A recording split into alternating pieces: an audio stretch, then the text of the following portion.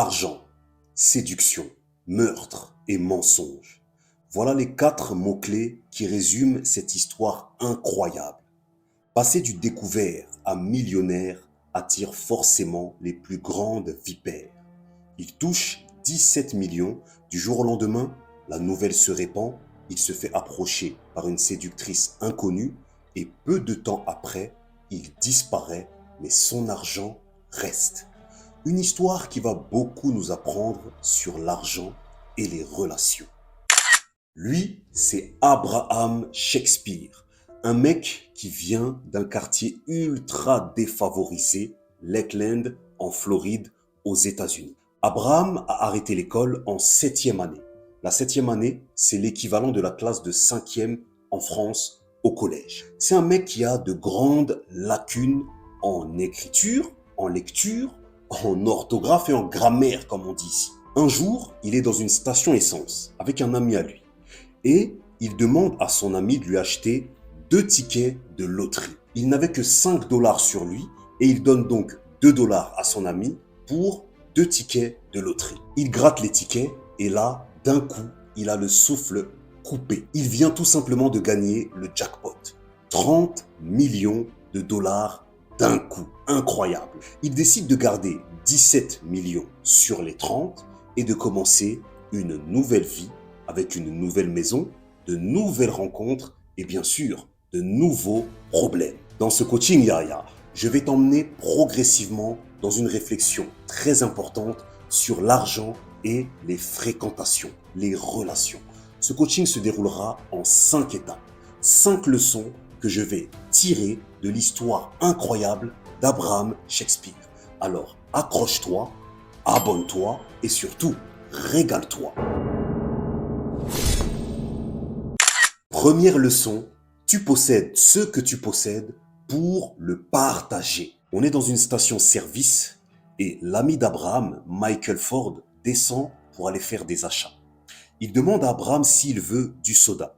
Abraham lui dit « Non, mais tiens, 2 dollars, achète-moi 2 tickets de loterie. » Et là, jackpot, ticket gagnant 30 millions. Ma question à ce moment de l'histoire est la suivante. Dans une situation pareille, comment doit se comporter un véritable ami? Parce que logiquement, je gagne 17 millions grâce à toi. C'est toi qui t'arrêtes à la station. C'est toi qui fais le déplacement jusque dans la station et qui sélectionne parmi la multitude de tickets les 2 tickets qui me rendent riche. Dans la logique des choses, je te passe une part. Je te donne, comme on dit, un billet. Alors Michael Ford demande 1 million sur les 17. Pas grand-chose en réalité. Cependant, Abraham refuse. C'est incroyable. À partir de ce moment, un conflit éclate entre les 2 amis qui se suit d'une séparation. Ford ira même dire plus tard qu'Abraham a volé les tickets dans la station pour le discréditer et lui créer beaucoup d'ennuis. Personne ne croira justement à cette histoire.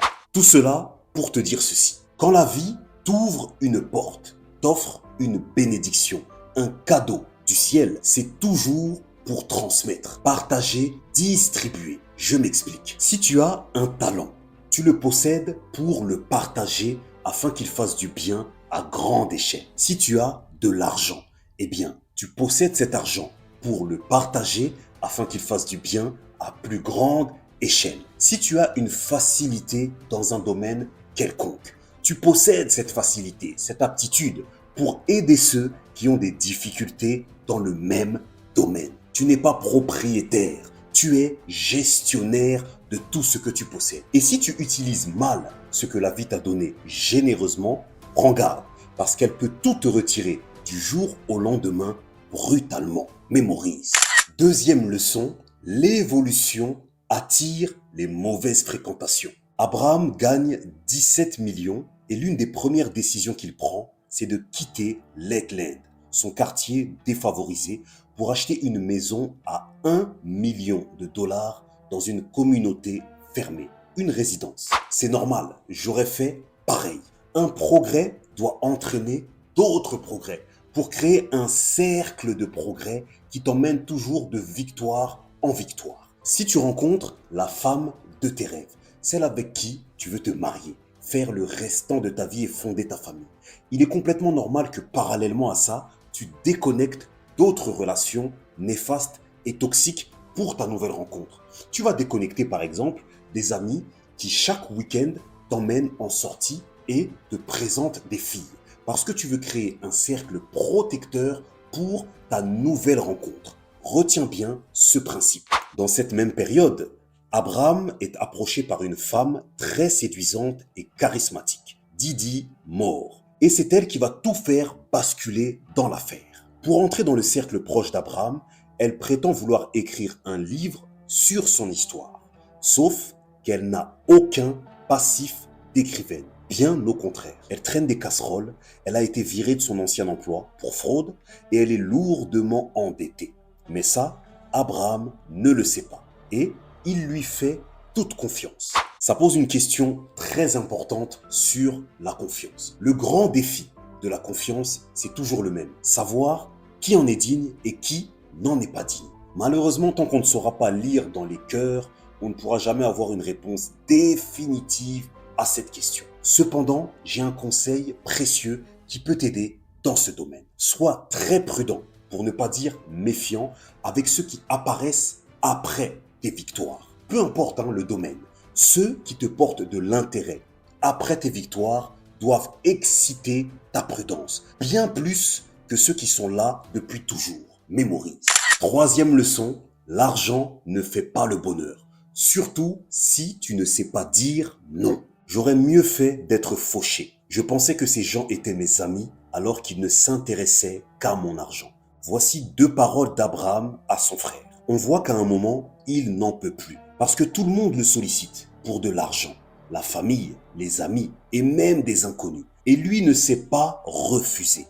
Donc de plus en plus de monde le sollicite. Comprends bien ceci, Aya. Le mot non est ton gardien. Savoir refuser, c'est savoir te protéger. Dire non, ce n'est pas être mauvais, être méchant. C'est savoir ce qui est prioritaire dans ta vie et ce qui ne l'est pas. De ce fait, c'est savoir te consacrer à tes priorités et savoir s'éloigner des choses et des personnes qui cherchent à t'écarter de ces priorités. À ce moment, Abraham devient complètement parano. Il se méfie de tout et de tout le monde, sauf d'une personne. Tu l'auras deviné, Didi Moore. Elle réussit à lui retourner le cerveau, peut-être en le séduisant, et elle prétend qu'Abraham était tellement parano qu'il a voulu retirer tout son argent en cash et l'enterrer dans un trou profond que personne ne trouvera. Abraham transfère tous ses actifs, maison, voiture, argent, sur une société que Didi a créée. Il lui signe une procuration et là, plus de son, plus d'image, il disparaît. À ce moment de l'histoire, j'ai commencé à réfléchir à l'influence qu'une personne peut avoir sur une autre. J'ai comparé plusieurs histoires qui ressemblent à celles qu'on est en train d'étudier et j'ai tiré cette conclusion. À chaque fois que quelqu'un essaye de te faire du mal, à chaque fois que quelqu'un projette de te faire un mal quelconque, il commence d'abord par chercher à te posséder. Si tu fréquentes quelqu'un qui essaye de réfléchir à ta place, de décider à ta place, de vivre à ta place, il y a 9 chances sur 10 pour que tu sois en présence d'un manipulateur. C'est le signal d'alarme. La personne cherche à mettre la main sur toi afin de te priver de ta liberté de penser et d'agir. Méfie-toi et éloigne-toi. Mémorise. 4e leçon, la famille est un refuge et un secours. Le cousin d'Abraham, Cédric, déclare sa disparition à la police. Un homme nouvellement millionnaire qui disparaît, c'est tellement suspect que la police s'y intéresse et enquête très rapidement.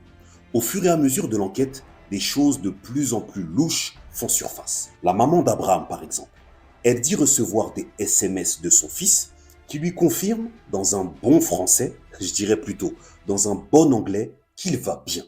Alors que son fils, souvenez-vous, a de très grandes lacunes en orthographe, en lecture, en écriture, en grammaire, tout ce que vous voulez.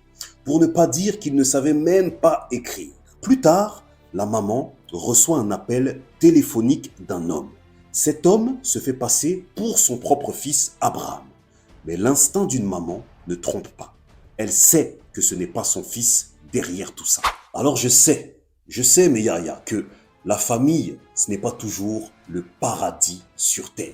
Parfois, les conflits et les désaccords cherchent à fracturer les liens de la famille. Mais je peux le dire vraiment avec assurance, avec force, et je peux le dire d'expérience. La famille ne t'abandonnera jamais. Vous pouvez vous brouiller pendant des mois, voire même pendant des années. Mais quand tu es en danger de mort, quand tu es dans des situations insurmontables, il y a toujours un membre de ta famille pour te secourir. Alors ce que je vais t'inviter à faire à partir d'aujourd'hui, c'est de prendre du temps Yaya, pour dire merci, pour pratiquer un exercice de gratitude pour ta famille. Elle est ce qu'elle est, mais c'est ta famille. Comme on dit, c'est le sang. Et je veux que tu dises un grand et sincère merci pour cette famille. Cinquième leçon, le chemin du mensonge est toujours sans issue. La police place Didi sur écoute téléphonique. Et l'enquête les conduit vers deux hommes. James Moore, l'ex-mari de Didi, et un certain Gregory Smith. L'ex-mari, James, affirme que Didi lui aurait demandé de lui rendre un service. Creuser un trou très profond dans une des propriétés que possède Didi. Et Gregory Smith, l'autre homme, lui, affirme que Didi l'aurait payé pour qu'il téléphone à la mère d'Abraham et pour qu'il se fasse passer pour Abraham lui-même. La police se rend dans cette fameuse propriété dont je viens de vous parler et elle creuse à l'endroit indiqué par James. Et là, stupéfaction, on trouve le corps d'un homme. Cet homme, c'est Abraham Shakespeare. Vous l'aurez deviné. Il a pris 2 balles dans la poitrine avant d'être enterré dans un trou dans lequel on a coulé du béton. Cette fois, c'est fini. Didi est arrêtée, puis accusée de meurtre au 1er degré. Elle est ensuite condamnée à la prison à vie sans possibilité de libération conditionnelle. Et ce qu'il y a de plus incroyable, c'est que Didi Moore n'a jamais avoué avoir tué Abraham. Elle s'enfonce dans des mensonges et des versions toujours différentes. Un coup, elle dit qu'Abraham était impliqué dans des affaires de drogue. Des affaires de drogue. Un coup, elle dit qu'il ne voulait plus de cette vie de riche et qu'il voulait disparaître. Un autre coup, elle dit qu'il est malade et qu'il est donc hospitalisé. Elle a même osé accuser son propre fils, son fils à elle, d'avoir tué Abraham parce qu'il pensait que sa mère était en danger auprès de lui. Mensonge sur mensonge sur mensonge. Et toute cette histoire me fait dire ceci. Le mensonge emprisonne toujours. Je m'explique. Quand tu entres dans une double vie dans laquelle tu mens à ceux que tu aimes, tu mens à ceux que tu fréquentes, tu te condamnes toi-même. Tu t'emprisonnes. Il n'y a rien de plus malheureux qu'un homme infidèle qui a tellement été loin dans son infidélité qu'il ne peut même plus faire marche arrière et dire la vérité. Il est prisonnier de son propre mensonge. Il n'y a rien de plus malheureux qu'une personne qui se ment à elle-même, qui se fait passer pour quelqu'un d'autre pour être acceptée par les autres. C'est une prison à l'intérieur de son propre cœur. Tu as plus à gagner à être quelqu'un de vrai. Même si cela doit te coûter de perdre quelques fréquentations et quelques privilèges, tu as plus à gagner dans ta vie sentimentale, familiale, amicale, professionnelle. Parce que même si le mensonge va très vite, lui qui prend l'ascenseur, la vérité qui en prenant l'escalier arrive toujours après, finit toujours par arriver. Et c'est à ce moment-là que l'entourage va vraiment savoir ce que tu es, ce que tu as à l'intérieur de toi. Et tu risques de perdre gros. Donc mémorise ce principe et ce conseil. Privilégiez la vérité au mensonge. Voilà mes yaya, c'est tout pour cette affaire. Alors si tu as apprécié cette histoire et surtout les 5 leçons que j'en ai tirées, je t'invite à me le dire dans les commentaires. C'est pour ton développement, pour ta croissance et pour le meilleur de tes relations. Abonne-toi également, fais-le maintenant, car je reviens très rapidement avec une nouvelle affaire, une nouvelle histoire et de nouvelles leçons. Télécharge aussi mon e-book qui se trouve dans la description. Le lien est dans la description. Les 7 questions qui changent ma vie, je te l'offre, il est complètement gratuit. Pour le reste, je n'ai plus qu'une seule chose à te dire. Pas de charbon, pas de bonbons. C'est ton gars sûr, PR.